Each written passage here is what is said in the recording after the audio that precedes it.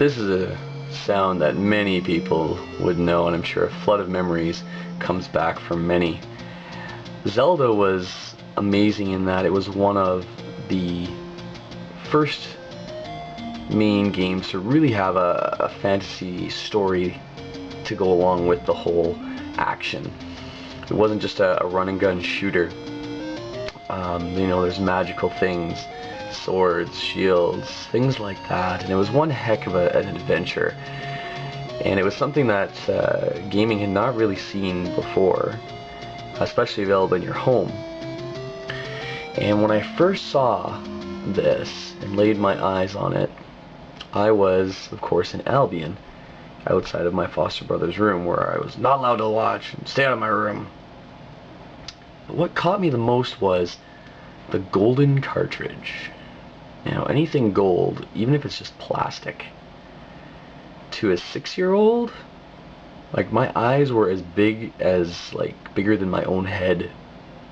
You see a gold cartridge, so let alone a gold game, that game must be God's gift to people if it's a golden game. So I never got a chance to really play it because of, you know, the boundaries. But one day we went to my foster mom's friend's place, and I think she left me there for the day. And her friend's son had this game and a Nintendo, and of course I was all over that. And I saw the game, and of course my eyes and my jaw dropped. And the guys, you know, who let me use his Nintendo was like, yeah, play all these games, don't play Zelda. I asked him, why not? Because you'll ruin my saved game. I didn't know what a saved game was. Games don't save. What does that even mean? And he mentioned something about, you know, pressing the reset button and then pressing the power off so that you don't mess something up. I'm like, whatever. So he told me not to play it. What do you think I did? What would you do? You have a golden game in front of you and no one's watching? Fuck yeah, you're gonna play it. So I load up a game, and his character was the top one. And it had, I think, about 17 or 18 hearts in front of it. So I'm like, oh, that's a lot of hearts. So I played that game. I'm gonna just get into a regular game here, though, while I tell this story. So I start playing, and the screen pops up, and that all too familiar theme comes across the speakers. And so I start playing, but I have no idea what the fuck I'm doing. All I know is that I have a sword and I can go kill stuff. Because of course to 6-year-olds, like, well, what have I done in all the other games? Go and kill stuff. That's what we do, we kill shit. So around I went, and the fact that I could kill stuff is great, throw my sword around. He had some pretty cool items like boomerangs and things like that. And his guy was a different color too, I think. And his sword icon in the A button was really different than mine was, right, the way it is right now.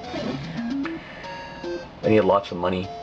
So I played and I played, but eventually I got kind of bored. And I died a couple times because I didn't even know what I was supposed to do. There was no levels to go to. Where, you know, usual games, you know, it's like you start at the beginning of one level and then you go to another level after you get to the end of the first one. Well, of course Zelda doesn't have that. It's an adventure game. And I didn't know that. So when I was done, I just pressed the power button, which of course deleted that guy's save.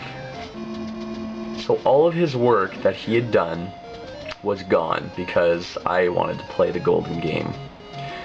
Needless to say, my foster mom got a call about a week later, and I got in so much trouble for doing something I shouldn't have done. Looking back, it's pretty fucking funny, but you can imagine when you've lost some gameplay.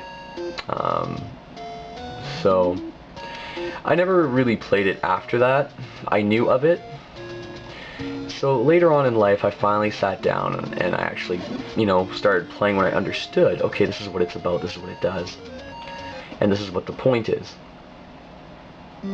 So I eventually did kind of, you know, really get into it, but like I said, I was at least, you know, 15, 16 years old, and it was way past, you know, way past its prime. Come on. But there are so many cool things about this game, but also kind of a lot of weird things. Because in this day and age, who would think to look in some of these places? That kind of goes for some games even now. Like, who would know to go look in this wall without instruction? Why would you even be doing that? I'm more of a linear player. I like games that I have an idea where I can go next. I don't have to go around, do my own thing, and search forever to find out some random thing.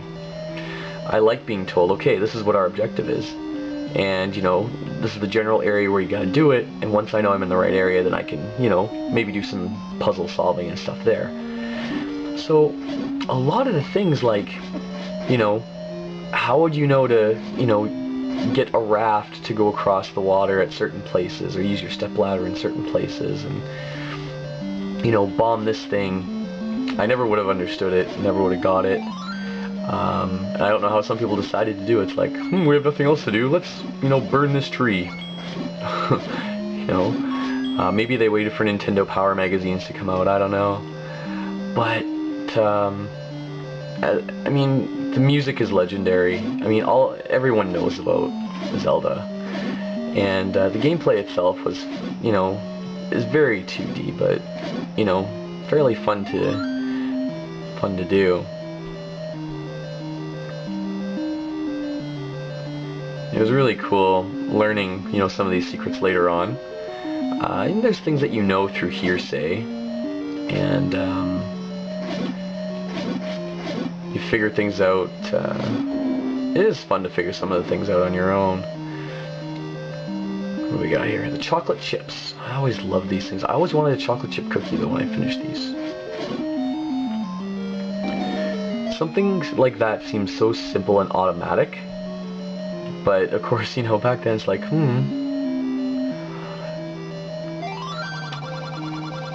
The language was so vague. Eastmost Peninsula is the secret. Now, I could barely understand eastmost. I knew what east was. And it took me a while to figure out most. But what the fuck was a peninsula? As a kid, man, you don't know these things. Sometimes I think some of these games should have been rated saying, hey, if your kid's under this age, they won't even understand some of this shit. Hey, dangerous chocolate chip. You got me food poisoning. Fuck off. Oh my god. I'm gonna get killed by the chocolate chips. That'd be very embarrassing. Ha, no hearts even. Eesh.